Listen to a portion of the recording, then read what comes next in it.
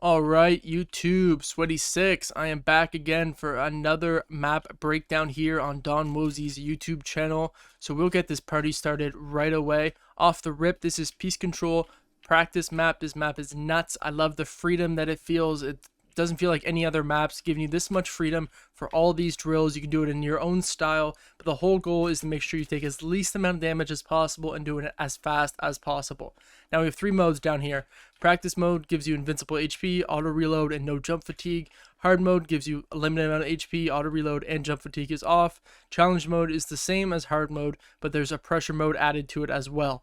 Now pressure mode is kind of like this feeling that you have to end the drill quicker. It kind of pushes that feeling onto you, just like you would in a real game. So for example, in real games, when you're up against a 1v1, you really have to end the fight quickly. Storm could be coming in, you could hear third parties around, or there could even be somebody on the way flying in, and you have to end that fight as quickly as possible before the third party or the storm actually comes in. So the breakdown is going to look like, I'm going to break down both of the basics, the dual setups, the triple setups, and then the dynamics. So if you guys enjoyed this video, please check out this map. It includes all of the practice mechanics you could ever want. There's piece control, movement, building, editing, aiming, crosshair placement, you name it, this map has got it. So please check it out, give it a run through, comment below what you think about it, and yeah, let's get this party started.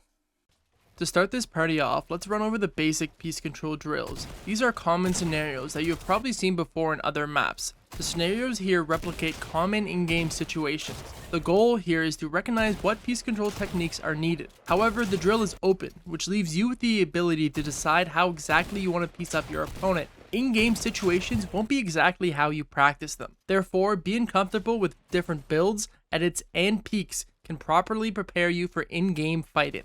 Next, let's move into dual setups. This section features realistic in-game drills. You must piece up the first bot and then immediately move on to the next.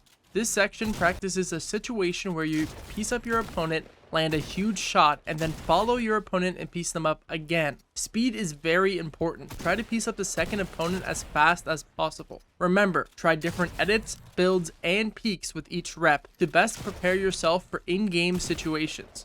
Let's talk about Novos.gg. Novos is a platform that creates specific routines that cater towards your exact needs. Novos also features an interactive workshop to increase your competitive game sense and exclusive pro player content. Check out Novos.gg right now to immediately improve at Fortnite.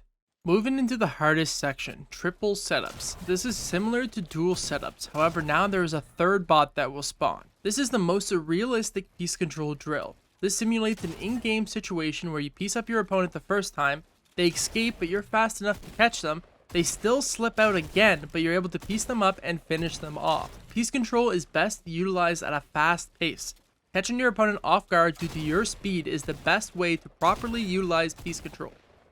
Alright, let's go over the dynamic sessions quickly. So number one is here, a bot will spawn randomly. You want to just run over. You can build during all the sections if you want, but you just want to find out, okay, there he is, and then you want to start building once you get a lot closer. You want to piece him up. He does have very weird movements, just like in game. Find him, hit a shot, and then finish him off however you would in game. Now number two is over here. This one is probably one of my favorites. I recommend not doing invincible health because they do have good aim and it's supposed to practice kind of realistic scenarios. So he would have lasered me there probably because I did a very bad peek. You want to find it up, set up a nice peek. 52. I need to hit Kovacs. 43. I really need the Kovacs. And they respawn at different rates. And if you miss a few shots, it might get a little bit overwhelming. Like this bot is right here on me. I missed that piece control. We can go through again.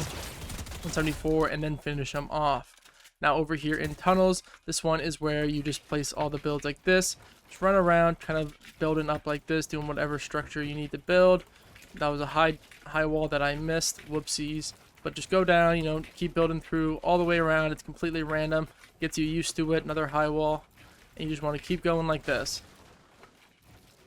Now let's go into piece control free build tunnels. So with this one, you just build randomly throughout here. Bots will spawn randomly, so it kind of gives you a target once you see them. So you can just build around like this. You just want to kind of free build, keep up the same pace, trying to go as fast as possible without messing up. Obviously you are going to mess up. As you can see on my screen, there is a bot somewhere. Don't know if he's above or below. There he is right there. A few of them. Awesome.